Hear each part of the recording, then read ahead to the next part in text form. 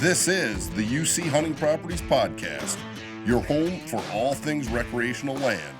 Our goal, to help you stand on your investment. Hey guys, welcome back to the UC Hunting Properties Podcast. Got to apologize, Tyler and I have been getting pulled a lot of directions, and we haven't been keeping up. That's about to change. Our goal is to hammer out an episode at minimum every couple weeks for you through the remainder of the year. But today, I know everyone uses the whole, hey, this is going to be a special guest or a special episode. This one I do actually think's worthy of it because I think there's a product that just got launched onto the market literally this week, and I do think it's a game changer. It deals specifically with EHD and warding it off, through this product in the use of, in ponds, water tanks, whatever. We're going to dive deep into this with Zach Haas out of Wisconsin. I go back to the fact that we just did a podcast with Skip Sly out of Southern Iowa here a few months ago, and it was controversial. We talked about the difference in CWD versus EHD and kind of the phenomenon we're all watching where CWD is creating a huge uproar, lots of funding, they're killing a lot of deer, and yet at the exact same time, EHD is literally like wiping out herds in a lot of states. So to say that I'm excited to have Zach on today would be an understatement, and I know he's slammed because, like I said, this product just launched, and it's hypothetically already going viral. But Zach Haas, welcome to the podcast, buddy. I can't thank you enough. No, it all worked out, and excited to be here to talk about obviously a new product, EHD as a whole, and kind of how it's fixing our properties. Nice. So, Zach, let's start like this. Like I said, I get the title end of it, senior aquatic biologist. That sounds badass, by the way. But your guys' tagline or slogan for the EHD-fense is literally no dead water, no dead deer. So I want to start there and give you a chance to kind of tell our listeners about your background or, basically introduce yourself. Yeah. So obviously my name's Zach Haas, and it all kind of starts back obviously in my younger days and all that kind of stuff. And I kind of got put onto the career path, you could say, of being associated with water. I loved fishing growing up, had a pond in the backyard of our farm, and my brother-in-law actually went to become a biologist as well. So I actually went to the University of Wisconsin-Stevens Point, where I got my degree in biology and water resource management. And those were my double majors. So I focused on aquatic ecology, aquatic biology, pretty much everything related to water. I also had to do my stupid courses they just throw in there. But with that said, it was all water-based. And from there, I took my degree, and I actually got hired on as a biologist at a private pond and lake management firm in Wisconsin here. And initially, I was actually hired on as their research director. So where I focused on taking different products and applying to surfaces, doing case studies, figuring out how they worked, if they worked, even like helped to develop one of the herbicides on the market as well back in 2016. And with that said, it kind of just all stemmed where I was like, okay, how can we work and make this better? And so anyways, I dove into the EHD part right away. And meanwhile, on the other side of it, I also started my land management company. So I had Creek Bottom Land Management, started in 2015. I graduated college in 2011. So I had all this stuff going on at once. And then finally, actually, my dad kind of went, hey, Zach, how about you mesh your love for hunting and your knowledge with aquatics into one? I'm like, yeah, all right, it's a niche. Sure, I'll bring it into. So I always call myself the industry water nerd because realistically, there is no one like me in the industry to talk about water. I've done other podcasts where like food cover water. I'm like, water's king, in my opinion. Well, and I don't want to just glaze over that. I do think there's been a pretty massive switch in opinion on, to your point, the whole order or the echelon of managing a farm. I actually have moved water honestly close to the top. And where we're at here, Zach, in Northeast Iowa, we're blessed because this is the driftless area. We got a lot of moving water, a lot of running water. Like, we don't fight a lot of the problems that, the Kansas or Southern Iowa or, different areas with stagnant ponds and runoff ponds. Not that they don't exist here. They're just not as prevalent here. But this Oh, area has been getting water. stung, dude. We've been getting stung by Oh EHD, yeah. so this is near and dear to my heart. So yeah, I don't want to. I think you calling yourself the water nerd's awesome. We work with Brad Harper of Harper Growing Solutions, and we call him the dirt nerd. So now we have a dirt nerd and a water nerd. I like that. Yeah, and honestly, it's when I do consultations with clients, I usually do about like 40 plus or minus a year, and it's always a missed thing. I mean, more often than not, I don't see water on property, and obviously, you guys see it too when you're doing your real estate and all that kind of stuff. Is people don't have water and they overlook it, or it's because there's a lot of unknowns with water that people don't understand. And I've just been blessed where I have 20 years of experience as an aquatic biologist studying water. So, I mean, even my time as a biologist for the company in Wisconsin here, I managed probably well over, 1,500 to 2,000 different water bodies. And that was ranging from anything from a tiny wildlife pond up to a 1,500-acre lake. So I've seen it all from stormwater ponds, campground ponds, private fisheries. With one of my clients was actually the Milwaukee County Zoo, for instance, to restore their fishery health. So dealing with people that really needed to improve water. So it took all that knowledge. And really what kickstarted the EHD thing for me is when I graduated, I took my first couple paychecks and went in and got myself a Missouri lease. So I'm like, Sure. oh, why save money when I can go and hunt in a different state? So I Absolutely. got myself a 160-acre lease in northwestern Missouri, all pumped. I mean, the biggest deer we had on camera is probably, I don't know, 80s, 90s, Sure. and we had multiple 60s deer, couple. I mean, it was like holy crap for a kid that's just coming out of southeast Wisconsin. I'm like, this is awesome. We're gonna kill a bunch of giants. And then about 80% of the herd got wiped out that year. That was 2012. And you probably remember that. And that was one of the worst EHD years we've ever had. So I'm like, okay, why? Why did this happen? So that's when the wheels started kicking and turning. I started talking to reps. I started talking to professors in, Montana State, Colorado State, Wyoming State, talking to my own professors back at UWSP, the entomologist, talking to his invertebrate zoologist, trying to figure out how can I do this.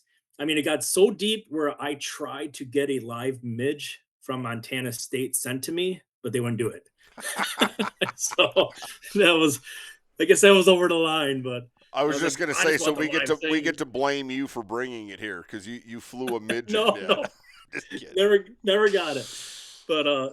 But yes, I mean that was the kind of cool thing being research directors. I got to get my hands on so much stuff and so much documents and talking to the right people, different companies. I mean, the aquatics world is super informed and educated. I mean, because when we're dealing with the invasive species issue, I mean, buckthorn to us was like, oh, that's an easy issue. Yeah. When we're dealing with a 25,000-acre lake full of Eurasian water milfoil, we got to have, and then we're also trying to stabilize a fishery and also Yeah. native vegetation. The terrestrial world to us was a simple thing. I mean, so water is way more complex. So honestly, that's where it kind of stemmed from is it happening to me down in Missouri, using my knowledge. And then finally it just all clicked and suddenly light bulb went on one day. And I actually wrote an article back in 2016 and it was called EHD Issues in Aquatic Solutions. And at the time, my company was only a year old, my land management company, so it didn't gain a lot of traction or anything that way. I tried to send it to some people. But I mean, it was hours and hours and days of work into that. Right. And I sent it to a bunch of people like, this is mind blowing stuff because no one ever heard it that way. Yep. One, I hate to say it, like I think everyone's heard about blue tongue or EHD, somewhere along the way, but until it stings you personally, you're like, Oh, yeah. and I'm guilty. I'll say it the same way. Oh, yeah. But I also know what I know about land management. I know what I know about managing a herd, and I know what I know about the value of real estate relative Yep. to what that herd looks like. And I think you get that, and most of our agents, our members of UC hunting properties, I mean, they're all tore up with it. They're big hunters, and they Yep. basically Yep. specialize in selling, rec and hunting farms. So this information is very relevant, very, very relevant, Zach, and it's cool that you, even if it wasn't by per se choice, you've become a subject matter expert on this, and that's why I'm excited about it. Yeah, 100%. I mean, and that's why I even love, like, when we launched the new product, EHD-fense, there was negative comments like I get, because people are always scared of everything. And I love it because there's one of those things, like, so when I do like my land management for my company, Creek Bottom Land Management, there's things I'll get stumped on because I'm not an agronomist. I'm not a soil major. There's things I get stumped on. Water is one of those things that I can talk to you about in my sleep. At a high level, That's yeah. Yeah, it's in my veins. I mean, whether I like it or not, water is just part of me. I mean, It's your so it's world, yeah. one of those things. I mean, I kind of love it, and I love when people challenge it because if I don't know the answer, the amount of people I know with doctorates in phycology and zoology and vertebrate, zoology. I mean, the people I know in the industry, it's a crazy smart group. I mean, there's people that I can't even talk to, where I'm like, you lost me. Like, Yeah. I'm leaving, you know. But Well, so and on that, I mean, clearly you do have a network around you that's next level when it comes to water and managing water and all things. And that's why I'm saying the fact that you're blending it back into your passion in hunting, in land management, herd management, that's what yeah, intrigues me the most, Zach. So let's take a second, and I want your explanation of EHD, and it can be pretty abbreviated because I feel like yeah, the audience you're talking to, Zach, is kind of in the know. But I also want it from your perspective because, like I said, a lot of people don't really understand the disease. Let's yeah, start there, and then let's yeah, move into your product and what it does relative to what yeah. EHD is. Yeah, so I mean, kind of the brief history of EHD. So it was first reported in 1955 in New Jersey. And what I love to tell everyone in my seminars or when I'm speaking on EHD is, okay, EHD was first discovered in 1955, but how long was mud around for? Pretty sure when God created it. So it's not the mud. So then people are like, but with that said, so EHD, obviously, it's all caused by, people call it no-see-um, but it's the Culicodes, that's the genus midge. So it's a little tiny gnat essentially that's living in your water sources or along the banks. And what it does is it'll obviously reproduce. It's very similar to mosquitoes. It reproduces in puddles, tree holes, tires, mud puddles, obviously, everything like that. That's where it wants to reproduce. Very similar to mosquito, and that's how a lot of midge flies work. But what happens is, obviously when they contract the actual EHD virus, the epizootic hemorrhagic disease, what happens is the female midge, to make the life cycle occur, is to make her next egg lay, you could say, is she needs blood.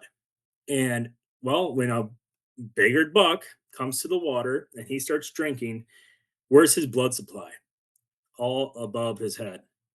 And that's why we always see mature bucks dying. Not, it's not as often to see a doe or a spike or things. It's usually the big bucks because there's so much blood that's right by the water. Well, for the female midge, she goes, okay, there's my food. She flies up, bites him in the velvet. Now she goes back and she starts that cycle every time that those bucks are cycling back through until that buck dies. So, anyways, once that happens, that female midge bites that whitetail deer. Obviously, it's a viral disease going through the blood vessels, so it's going to start flowing through, and that's why it's such a quick action opposed to like CWD, where that's more of a protein anomaly where it goes through obviously the brain matter and things that way. It's a slower process. EHD is going right through the blood system, so but within 48 to 72 hours, a deer can be dead. And what's going to happen is they're going to have swelling around the eyes, around the mouth. They're going to have fevers. They're going to have, be kind of stumbly in a way, kind of like, some of us might be after Well, a and, night of and drinking. and that's part of the anomaly, right? Is typically you find them around water because they were fevering, so they're The fever draws them to the water. yep, Yep. So everyone just thinks, oh, this is the source that they can die in a perfectly healthy pond. It's just that they were wandering around, stumbling around, and super hot, and they go into the water, and then they trying to cool down, and then they just died and float up. right. And and I get a lot of people too will ask about EHD, like, well, then why doesn't anything eat it? So you hear that a lot, where like coyotes, coons, Yep, possums, they won't actually eat on the carcass. They can smell that disease in that animal. sure. So they don't want to get sick either. So they just let it rot. So, anyways, as the water degrades and the drought becomes more prevalent, obviously, just like a mosquito here, they're just going to keep going, cycling more and more to reproduce, and it just escalate all the way up until we get a frost, and that's when it's going to kill off that midge. So with that said, I mean, weather is a big dependent on it. Plus, they're also figuring out with a little bit of research here lately is the midge is actually following the airstreams as well. Okay. So our airstreams have been changing, and that's why we're starting to see like Wisconsin get a little bit more, Ohio, Michigan, the airstreams are moving. So then another part of the EHD background is Southern US. So I'm sure you have a bunch of Southern US listeners as they go like, well, we don't have EHD issues. It's because there's actually a immunity in Southern deer herds. Sure. We don't have the immunity up here because EHD didn't exist. So the deer weren't ever able to build up immunity to this virus. So with that said, though, I mean, you can still get the variants. It's no different than other viruses where there's a variant. Like blue tongue, for instance, that's a variant of the same virus. Okay. They're both passed on by the Culecodes midge, but it's just two different variants. So in a way, and then, kind of going into it is, and more of the biology behind the midge too, is they also like high salinity. They can, or I should say they can tolerate high salinity. Well, when I think of especially Iowa, well, what does a farmer do? He throws a 50-pound salt brine block next to the pond, right? Well, that just goes into water and kill the entire ecosystem. Sure. Except for the midge. You literally just made put it worse. gasoline on the fire. Right. Yep. So now they can deal with high salinity. They prefer degraded water sources where there's no predators. Because like main predators, for instance, are like dragonfly larvae, the water scavenger beetle, water boatman, and you go frogs, things that way. All those critters, you could say aquatic life, they don't actually do well in poorly degraded water quality. Those are the first things you'll lose. You'll lose your invertebrates typically first. So now you start losing everything in the ecosystem, and the midge is thinking, all right, game time. And now they just it goes nuts. Go as fast as they can, reproducing. Yep. Instead of having, and then we can see it like obviously up here in Wisconsin, especially when you go to Northwoods, we can see it with mosquitoes, right? Like you have a really good dragonfly hatch, you don't have any mosquitoes. So it's one of those things that dragonflies and all these different water beetles and things that way. So you start improving that water quality, all the life starts coming back together. You start restoring the food chain, which and it's no different than whitetail or any other mammalian food chain, is if there's a missing link in a food chain, it's unhealthy. You got a problem. We need the food chain intact. So what we're doing then is now we have to restore that food chain so that way the midge isn't present because now it's getting fed on by other predatory species. And once you can do that, you can actually reduce the EHD possibility. See, and I love that we're answering a problem in nature with nature, right? Yep. And that's why I wanted to go this granular on the explanation, because it's not like this is some chemical we're treating the pond with that kills the midge. You're actually kind of taking the opposite approach where you're attempting to restore that water so that nature can be nature and these midges basically have predators. Yeah, 100%. I mean, it'd be no different than you think of like, I'm trying to think the island.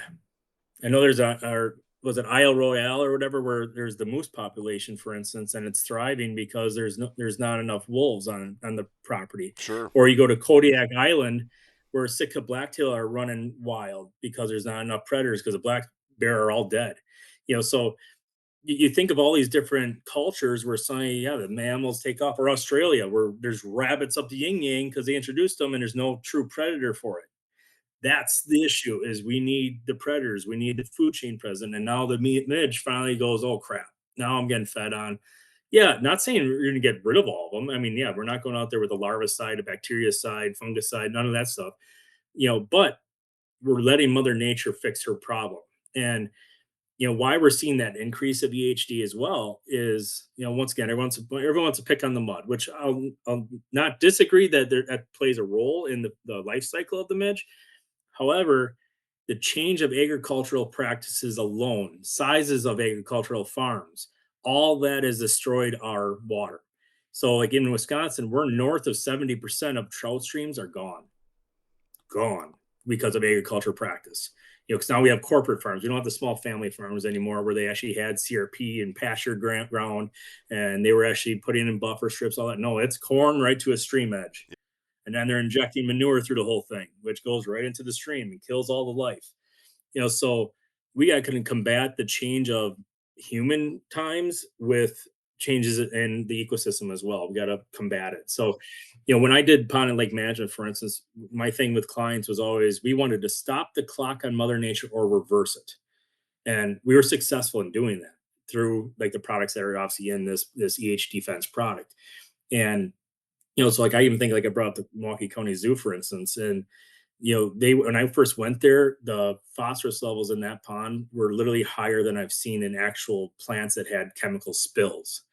And it was just and this was the pond that they pulled all their fish out for the aquarium. So we had to go and restore that ecosystem, but we can't use a lot of pesticides. So we used bacteria, enzymes, natural, actually occurring products. And truthfully, the way it was supposed to be, right? Like, yeah. Because I mean, the analogy I would throw at this is, you know, like if you can't have you know, the guys that are taught with turkey hunting or quail or pheasant or whatever. Well, how do you fix that? You get rid of the predators, right? Anything that's going to eat their eggs, you're out there actively managing, whether it's coon or possum or skunk. To me, this is the exact same thing, but relative to water. Yeah, 100%. I mean, that's a great way to put it. I mean, without a doubt. And we kind of briefly talked about before we got on here too, but like even the other analogy like I'll use is because people are like, well, I can't take care of every water body. And why should I fix mine if my neighbor's not going to? Well, I always use it as that's the same logic as, oh, if I don't shoot this buck, my neighbor will shoot that buck. Yep. And like Do your part. anytime somebody says that to me, I'm like, have you ever thought maybe you're that neighbor? Well, and that's it. And it could be with the EHD. You could have the poor water quality. Your neighbor might have a beautiful pond that they've actually been taking care of. You just don't know it. And dude, it literally seems like that's kind of how it works. I mean, it seems like it can be farm specific or one side of a farm even compared to the other. So, yeah, I don't know what I don't know. I just know this is definitely a step in the right direction for people that are actively managing. If they're not doing this, to me, it's crazy, you know. On that note, Zach, let's actually dive into the system itself. I want you to walk us through. I'll use me, Zach. I have numerous water holes, and they vary, right? Some of them are actually true water holes that we've dug or that were natural, one or the other. So call it mini ponds. And then same thing, I use, you know, some water troughs or water tanks like the earth ponds that have got super popular. I have some setups like that. So walk me through the process of using EHD-fense relative to, you know, call it my farms. Yep. So the EHD-fense system is comprised of three different components, three parts of it. And you know, kind of start there, like what is all in this kit. And so part one is a catapult. So that or is called Catapult. That's our biocatalyst enzyme. So what biocatalysts do in the ecosystem is they kickstart biological processes. In this stage, it's kickstarting decomposition. Mm-hmm. That's what we want to focus on, is actually starting to break down this organic, the muck, the things that have actually aged the pond. So you're going to add typically that. Then part two is a water soluble pouch, which is called live water. And that's actually beneficial bacteria right in that pouch. And what's nice about that pouch is legitimately, it's so simple where you could drive by with your side by side, toss out your window in your pond and drive off. So I it's wanted to make literally this simple. you're literally just throwing the pouch out into the water. Yep. Period. Yeah. 100%. I mean, the whole goal of this whole kit is I'm a mature buck hunter. I mean, this is who I am. I like hunting age. I know that intrusion is what screws you out of shooting a big buck. Pressure. Yep. So I try to make this as simple, as fast as possible so you didn't have high intrusion.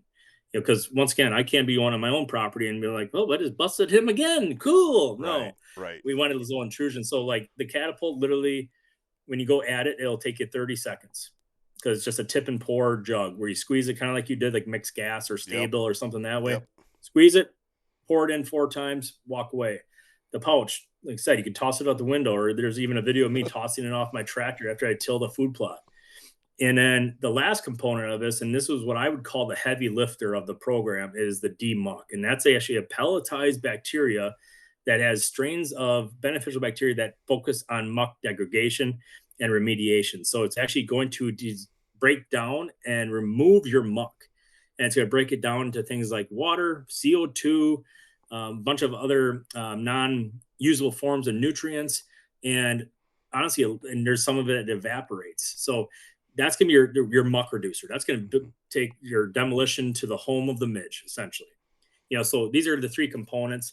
How it's set up right now is that one kit takes care of 5 tubs. So like your earth or deer ponds, your troughs, your kiddie pools, whatever you really got. I mean, realistically, most of them, let's be honest, aren't really bigger usually than 250 gallons. Correct. And so it'll take care of 5 of them for an entire season. Now granted, Florida, Texas, it's a little different game because they have a treatment regimen that is year round. Okay. But like for you, for instance, in Iowa, 5 months of the year, you're going to be applying this product once a month. And so you're going to take your kit, and let's just say you have 10 ponds. All right, you need 2 kits. Sure. That's it. And that's a whole season of application. So it's one of those things that, to me, so all right, just to clarify that, because I mean, to your point, they're buying a 5-month supply per tank, let's call it, or whatever. I guess I'm saying tank, but I want to stress that because I think people instantly when I seen it, like what I thought I was doing was having to buy that like, every month or whatever, and I was like, holy shit, but. Then in actually looking into it, I was like, this is very reasonable on how I would 100%. So like it retails at $229.99. The cost riskly per month, let's say if you have one 2,500 gallon pond, so more of a natural pond, you're talking like $45 a month. Yeah. Or if you have 5 tubs, it's literally $9 a month to take care of your tubs. No brainer. I'm sorry, don't go to the gas station 2 days of the week. Well, and I mean, you start talking about trail cameras or batteries and trail cameras or, I don't want to make light of people spending money on product, but in the same, like you're 100% right. Don't drink the 3 beers Friday night, instead of drinking 18, drink 15. Right. But yeah, I get what you're saying. And it was one of those things too when we first launched too. Like there was a calculator out there that I wasn't fully part of, and so people were doing calculations trying to figure out how many kits they'd need, and they were taking an acre pond and saying they're like, I need 300 kits. No, like not at all. You don't have to spend $300,000 to do this. So I mean I did this for a living, and I made it super affordable for the general guy. So if you do have bigger ponds, like this is designed for the small stuff. Like you said, like your tubs, your earth ponds, your deer ponds, your 20 by 20 lined ponds or natural ponds. It's meant for the small deer ponds. 100%, 100%. And there too, and I'll even say like, let's say if you have a couple ponds, anything you put in there is better than nothing. And that's what I always told all my clients when I was doing my pond management work. I would rather you just get a kit and maybe you are spreading across more than what we're recommending. I mean, that is a recommended rate. But with that said, I'd rather see something rather than nothing. So yeah, if you're pinching pennies and maybe you have 10 tubs and you buy one kit, yeah, spread it out. So there's no harm in that. Any bacteria and enzymes you can put in is better than nothing. However, there is recommended rates. But if you do have bigger ponds, I mean, if you have that quarter acre, half acre, 5 acre, then we do have bulk products available. And I'll actually, as the biologist myself, I will make you a custom made treatment protocol. That's what I did. I mean, like I said, for 20 years, that's what I did is made treatment protocols, whether it was a small pond, or multiple ponds, you name it, didn't matter the depth, didn't matter the size, I can make that. So, that's one thing is, this isn't just a company that was founded by a bunch of guys like, oh, we got to make money off EHD. Oh, hell no. Like, this is my biologist crazy mind that went into this. Well, and let's be honest. It's also because the hunting aspects in your DNA, right? So professionally, you're an aquatic biologist, but you wake up in the middle of the night and check your cell phone pictures just like everybody. Yeah, I get it. Yeah. It's the first thing I do in the morning. Fact. I don't even say hi to my wife first. No, it's like, did he show up? Is he there? Yeah, I get it. I totally get it. So the system seems super easy, and I get exactly why you're packaging it the way you're packaging it, because it is for guys like me, with water holes and deer ponds or whatever you want to call it.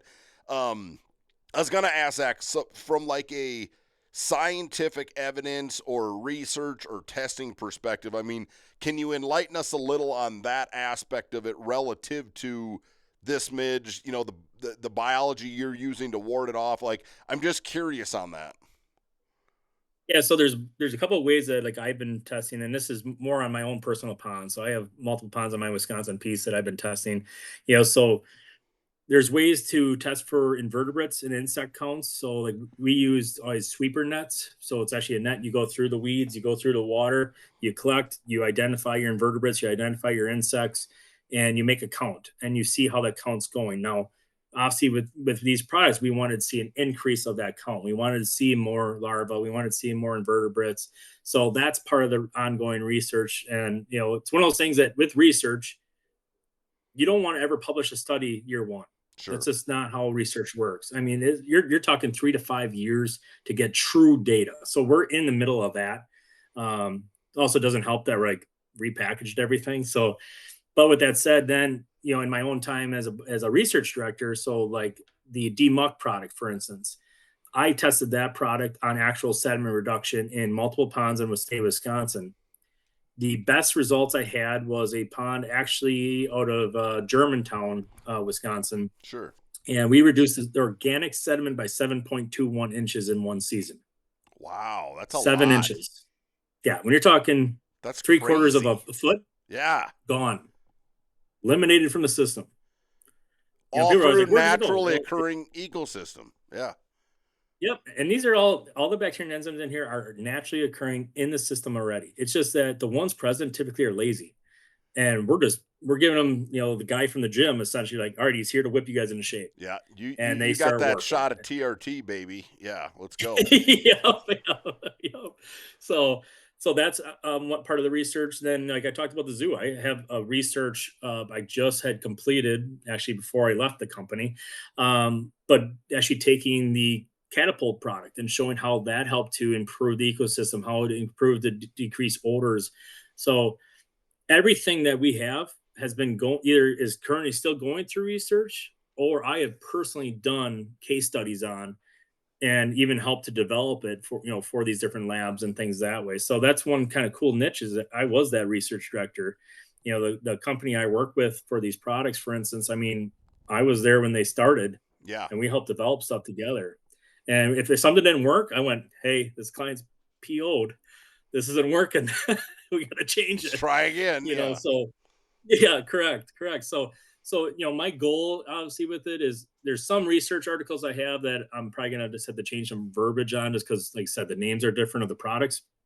But with that said, I have ongoing research on invertebrate aquatic insect count, nutrient reduction counts. So, like for instance, one of the partners of ours, I went up, tested 8 of his ponds this spring, where I actually went and collected all the water samples, tested for pH, total phosphorus, free reactive phosphorus, total nitrate, total nitrate, total keygill nitrogen. I mean, blah, blah, blah, blah, blah.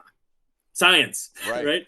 So I tested it, and I'll be going back routinely then this whole summer, testing that to actually count and watch nutrient reduction, but same with sediment growth. So for instance, my own personal pond, I'm actually doing my sediment totals right now, and I'm going to see how much muck I degrade in one season. Now, this is all stuff I've done before. It's just that it hasn't had the names like Catapult, muck, and live water on it.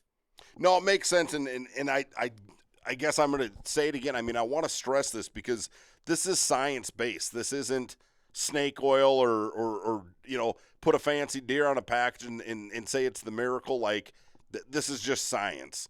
And you're because you're tore up 100%. With it, you're packaging it for guys like us. So I'm excited about it. Honestly, and it probably never would have happened if I wasn't that poor college kid that came out and got that lease and got my butt kicked, because that's what really fired. I'm like, I can't ever have this happen again. Right. And when you think, like, I mean, I know you do too. Like, I know guys that have hunted some crazy big deer, and just to have, let's say, a 212-inch deer die because of EHD because you did nothing. Yeah.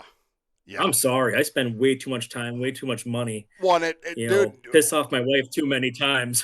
one of the Wisconsin guys that's not far from you. I mean, Greg Glessinger lost one in Iowa last year that is absolutely mind-boggling. In 1,000,000%, he would have killed that deer if it wasn't for EHD. And I would all but guarantee Greg would buy this shit by the truckload if he wasn't going to lose another deer. So All of that said, like I said, Zach, number one, appreciate you big time jumping on and taking the time Oh just to yeah. walk us through this. Question for you on this. Yeah. From what I gather, you're not going to treat a pond, a tank, or an earth pond, whatever. Doesn't really matter. You're going to do it the same regardless of the water vehicle, let's call it. That was number one. I want to touch on, like, you have a huge rain event or a, flooding of some sort. The thing blows the water pours out Yeah. over the top, whatever, and you've already treated Yep. it. Do you got to go back and re-jolt that one, or is it like, are you still okay? Like, I guess I'm trying to understand, like, can you Yeah. over dilute it? Is it, you get what I'm saying? 100%. So, so kind of first part of that is I will say you can't really over apply this product to make it harmful. So there was a case study on that just the Demuck product in a 1 acre pond, to make it truly hazardous, you would have to add 2 million pounds. Okay. Like, Not happening. you're not doing that. Right. You're not going to do, whatever it is, 40-50 million dollars of stuff in a 1 acre pond. Not happening. But if they want You just to, I'm get an sure excavator. you'd let somebody run a test. Yeah. Yeah. But so with that said, how I usually gauge my treatments, and this is, like I said, this is no different than when I was treating for algae and plants. This is no different when I was doing nutrient reduction, whatever it was, odor reduction in ponds.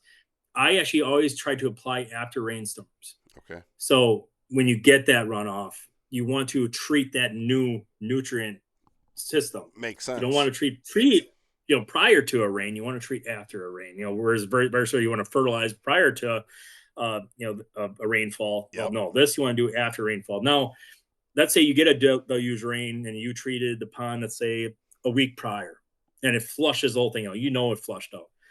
Yeah, I mean, having some extra on hand. Like, put it this way, if you have 5 tubs, and this is my recommendation, I personally would have 2 kits. And the reason being is because if you get those rainy seasons where it flushes out, all right, now I have extra Catapult, I have extra live water, extra Demuck, and I can apply stuff. The only one you really don't have to worry about is the Demuck, because it is a pellet. So it will drop down into the muck and stay there. Whereas the other 2, the live water is a water quality and clarity based treatment. So it's focused on the water itself. Yep. And the Catapult also is kind of more within the water system. So that flush is having that extras. And I know down the road, we're going to have each individual product available also for sale. Just to get started, we have the kit, obviously, to make it simple, but we will have down the road where you can buy more of each product. Sure. And we do have bulk product available. But kind of going back to your original question, without a doubt, if you have runoff systems and runoff events, I would try to apply after those events just to get some more into the system. No, that makes sense. And that's a great explanation. If it happens, you could re-jolt it at basically no harm or no risk.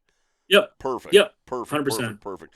All right, Zach, on that note, first off, I'm going to ask you, do you got anything crazy on the hit list for this fall? So, yes. How crazy? So I actually have Let's start there. Oh, I mean, I have one that has a really good story. So to me, that's just as good. Absolutely. I mean, should be north of 70. Okay. So he's still a big deer. But I actually passed the deer 3 years old, killed his buddy that was standing next to him. Last year, he was a 4, and I put an arrow in him. So he's wearing my broadhead. And so now I have him on camera. Now he's been a little MIA with the heat and stuff. But Sure. So that deer I'm after, and he should probably be 70s. Nice. So that's one deer I have, but then I have my Kansas tag. So that I'm super pumped. What unit are you hunting, or where are you hunting in Kansas? So I think my tag is for 5 and 6. Okay. I think are my units. So I actually go with an outfitter down there, Misty Morning Outfitter. So I've been going with him for 10 years, and which that's sand ground. That's big prairie, Yep. One tree in the whole 400 acres. You rattle, and you don't know if the next world record's coming over the hill or not. Yeah, I get it. Correct. Like the first time I ever hunted down there, he had all the tags going through all the plum thickets. He's like, yeah, just follow the the reflectors. Okay, perfect. Find the tree. It's old cottonwood. Climb up in it. And that morning, there was an oil rig right behind me on the next property over. Guy started working on that. I see him drive away, and I'm watching. Then they turn left. Keep watching. They take another left. Keep watching. They take a right. I'm like, where the hell am I? And I watched them for like 25 minutes drive away. Yeah. And then it got daylight. I'm like, holy shit, I'm in the only tree. Yeah. You're in the island. Yeah. That's funny. So you're doing Kansas. Yeah, That's it'll cool. still be a fun year. Sounds like it. Zach, what we'll leave with, and obviously we're going to put a link to the website and stuff. We'll embed it right into the episode so people can order. But as far as that goes, I mean, social media, clearly you guys are trending pretty hard on that. If somebody wants information, wants to order, I mean, EHD-fence, and fence as in like defense, not fence like barbed wire fence, .com. Pretty simple.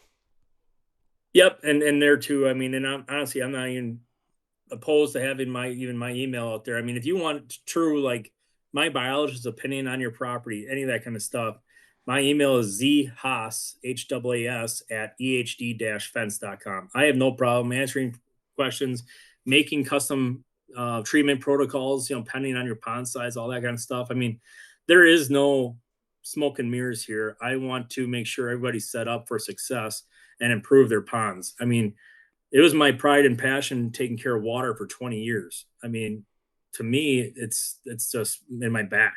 Yeah. It's in my, part of my backbone. So, I mean, email me, get a hold of us, contact us. I mean, yeah, we're on Facebook, Instagram, TikTok, you name it.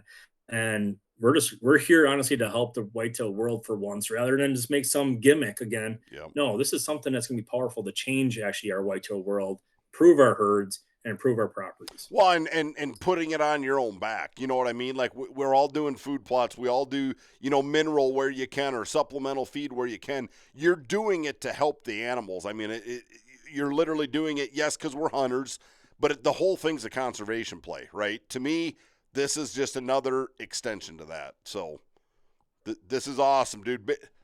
Big kudos to you, Zach, and your team. I hope you guys are making this stuff like 24/7, 365, because I have a feeling it's going to be big. It's going to be huge. No, I appreciate it. It's exciting, especially it was hard to because I couldn't talk about it for a while, so that was tough. Sure. So finally, I can just let it all out. Absolutely. And I guess I'll say this to the listeners. I mean, this is brand new. This thing's coming straight out of the gate. You kind of heard it from the horse's mouth, per se, getting Zach on here to present the information. But I'm going to stress this. Like, share, comment. Let's do our part in helping Zach and their company move forward and making this very successful, because the only way this gets big and we help the deer herd as a whole is if a bunch of people are early adapters and we're getting after it. So, Zach, thanks again for all your time, buddy. Good luck, thumbs up, keep hammering, and we'll do this again. I'd love to revisit, the topic in a year and just see how things have shook out. So. Absolutely. As you can tell, I love talking about it. So. Yeah, if we got going on hunting, this would turn into a 3-hour podcast. So I'm doing my best to keep it short and sweet. So appreciate you, buddy. Yep, thank you. Take care.